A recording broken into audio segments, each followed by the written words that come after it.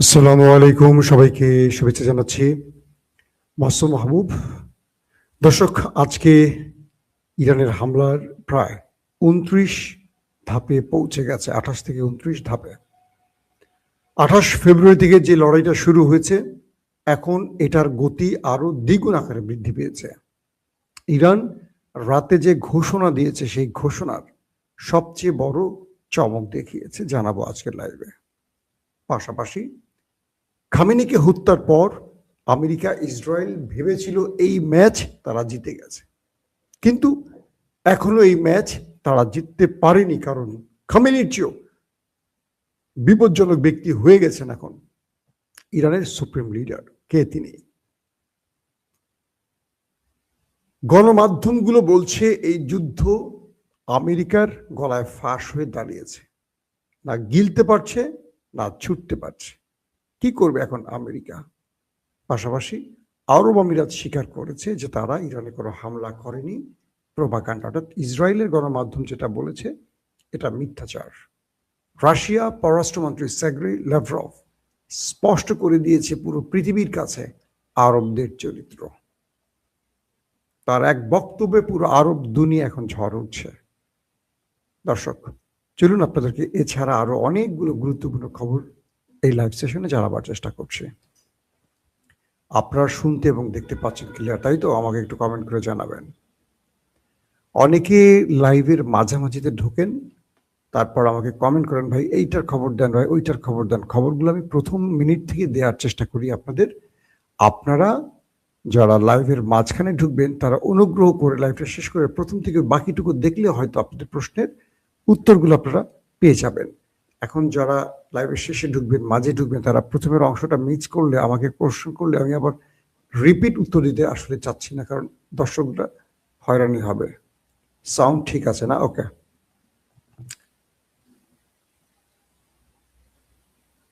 প্রিয় দর্শক,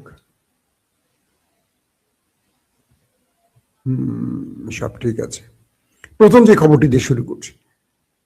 Israel America মনে করেছিল খামেনিকে হত্যার মধ্য দিয়ে তারা ইরানের রেজিম চেঞ্জ ঘটাবে এবং তাদের পুতুল সরকারকে বসিয়ে ইরানকে তারা নিজের মতো চালাবে, লুটপাট করবে, যা করার সব করবে। যেমন বাংলাদেশ এবং পাকিস্তান দরিদ্র দেশ হিসাবে এই দেশগুলোকে তারা উপরে বসে সাইফার পাঠায়, সরকার পরিবর্তন হয় এবং তারা তাদের পুতুল সরকারকে বসায়, ইঞ্জিনিয়ারিং করে। ইরান তো সেটা মানবে না। খামেনির মৃত্যুর পর খামেনির মেজ ছেলে মুজতফা খামেনি সুপ্রিম কাউন্সিলের ভোটাভুটিতে বিজয়ী হয়েছেন, অর্থাৎ খামেনির মৃত্যুর পর সেই স্থলাভিষিক্ত হয়েছেন মুস্তফা খামেনি। তিনি ক্ষমতায় বসেই ঘুম হারাম করে দিয়েছে দুটো দেশের, তাদের কপালে ভাঁজ পড়ে গেছে। কি করেছে বলবো। খামেনি নামটি যখন ঘোষণা এলো ইরানের পক্ষ থেকে, আমরা তো প্রথম দিনই আপনাদের জানালাম যে এমন একটি সিদ্ধান্ত এসছে, বাট এটা অফিসিয়াল না। ইরান এবার অফিসিয়ালি বিষয়টি যখন কনফার্ম করলো, ট্রাম্প বলল আমার এই ব্যক্তিকে মানতে আমি নারাজ। মার্কিন মুলুকের প্রেসিডেন্ট ডোনাল্ড ট্রাম্প বললেন ইরানের সুপ্রিম লিডার হিসেবে মুস্তফা খামেনিকে মানতে আমি রাজি নই। ইরান বলছে, ট্রাম্প তুমি কে? আমার দেশের সুপ্রিম লিডার আমার দেশের জন্য, তুমি কি এই দেশের? বা তুমি কে বলে দেয়ার ইরানে কে হবে সুপ্রিম লিডার? তোমার ইচ্ছে ইরান চলবে? তুমি নিজেকে পরাশক্তিশালী রাষ্ট্রের প্রেসিডেন্ট মনে করো, বাট তোমাকে তারাই মানে যারা দুর্বল। ইরান তো দুর্বল নয়। ইরান তো তোমার ইচ্ছেতে সরকার পতনও ঘটাবে না, তোমার ইচ্ছায় তোমার পছন্দের ব্যক্তিকে সরকার বানাবে না। একদম স্ট্রেট ইরান বলল ট্রাম্পকে। তো এই ব্যক্তি মানে মুস্তফা খামেনি, তিনি হলেন আইআরজিসি সবচেয়ে প্রিয় ভাজন। খামেনি তো বয়স হয়ে গেছে প্রায় ৮৭ বছর। আইআরজিসিকে নেপথ্যে বসে কন্ট্রোল করতেন এই মুস্তফা খামেনি। যেহেতু যুদ্ধটা আইআরজিসি মেইনলি করছে, তাই মুস্তফাকে আইআরজিসি চাচ্ছে তাদের লিডার হিসেবে, কারণ তার সাথে তাদের কেমিস্ট্রি ভালো। এবং খামেনিকে নিচে তার বাবাকে কাছ থেকে দেখেছেন তিনি পারবেন ইরানকে ঐক্যবদ্ধ করে রাখতে। এই বিষয়গুলোকেও ইরানের জনগণ মাথায় রেখেছিল। তো খামেনির ছেলে মুস্তফা খামেনি ক্ষমতায় বসেই বিগ সারপ্রাইজ দিলেন বিশ্বকে।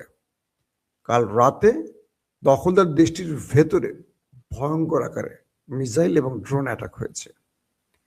বলা উচিত যে মুস্তফার নির্দেশে IRGC কালকে ইরানের ভেতরে বিপজ্জনক, ইরানের ভিতরে না, নেতা কাকুর বাড়িতে বিপজ্জনক সব মিসাইলগুলো হিট করেছে। ইমাদ, খাইবার শেখান, তারপর আপনার কি বলে সিজ্জির, এই যে আরো আছে নতুন নতুন ভ্যারিয়েন্টের, এগুলো চলে গেছে। এবং আরো বেশ কিছু ধরনের মিসাইল, ইরানের ক্লাস্টার বোমা, ক্লাস্টার মিসাইলও ছুটে গেছে দখলদার দেশটির ভেতরে। বলা হচ্ছে দেশটির ভেতরে শেল্টার যে জোনগুলো তৈরি করা হয়েছে মানুষের জন্য, এই মিসাইলগুলো শেল্টারে ঢুকে হিট করেছে। অর্থাৎ নেতা কাকুর দেশে যে শেল্টার তার দেশের জনগণকে রক্ষায় তৈরি করা হয়েছে, সেই শেল্টার গুলোতে গিয়ে হিট করেছে এই মিসাইলগুলো। প্রচুর শেল্টার ধ্বংস হয়ে গেছে, প্রচুর মানুষ ওপারে চলে গেছে। এবং বলা হচ্ছে যে সাইরেন পর্যন্ত ঠিক মতো বাজেনি কালকে নেতা কাকুর বাড়িতে। জনগণ বুঝতেই পারেনি হামলা হচ্ছে, সাইরেন সিস্টেমও অচল করে ফেলেছে এই হামলা। অর্থাৎ তারা যে আশায় এসছিল মিস্টার নেতাজ সাহেব, তার পুরো আশা ধ্বংস হয়ে গেছে। তিনি এখন ইরানে হামলা করছেন একদিকে, আরেকদিকে তার হামলা সহ্য করতে হচ্ছে। ইরান এবং তার মধ্যে একটা পার্থক্য আছে। ইরান আয়তনে কত বড়, ইরানের লোক সংখ্যা কত বেশি। ওরা পুরো পৃথিবীতে ছোট্ট একটা দেশ পেয়েছে, অল্প কিছু লোক। ইরান যদি চিন্তা করে যে পুরোটাই শেষ করে দেয়, পারবে। 15-20 দিনের মামলা। সিরিজ বড় বড় মিসাইলগুলো মারলেও দেশটা কতটুকু ভাই। পাকিস্তানের যে পারমাণবিক আছে, পাকিস্তান যদি একটা পারমাণবিক মারে পুরো দেশটাই তো নাই হয়ে যাবে। তো সেই দেশটার সারা পৃথিবীর মুসলমানরা ভয় পায়, একটা মাত্র দেশ ভয় পায় না, তার নাম হলো ইরান। যদি আমরা বলি শুধু একটা দেশ না, ফিলিস্তিনের হামাসও তাদের ভয় পায় না, হিজবুল্লাহ তাদের ভয় পায় না। আমরা প্রমাণ দেখলাম তো, হিজবুল্লাহ তো সিরিজ মাইট দিচ্ছে, মাইট খাচ্ছে, কিন্তু মাইট দিয়ে যাচ্ছে। তো কাল রাতে এই মিসাইল হামলায়, মানে ইরানের মিসাইল অ্যাটাকে তাদের শেল্টার জোন ধ্বংস হয়ে গেছে। গুরুত্বপূর্ণ জায়গাগুলো শুধু জ্বলতে দেখা গেছে, ধ্বংসস্তূপের রূপ নিয়েছে নেতা কাকুর বাড়ি। পাশাপাশি সাইরেন ফেল করায় মানুষ সিগন্যালও পায়নি কখন মিসাইল আসবে, ড্রোন আসবে। তার মানে ভেতরটাকে লন্ড ভন্ড করে ফেলেছে।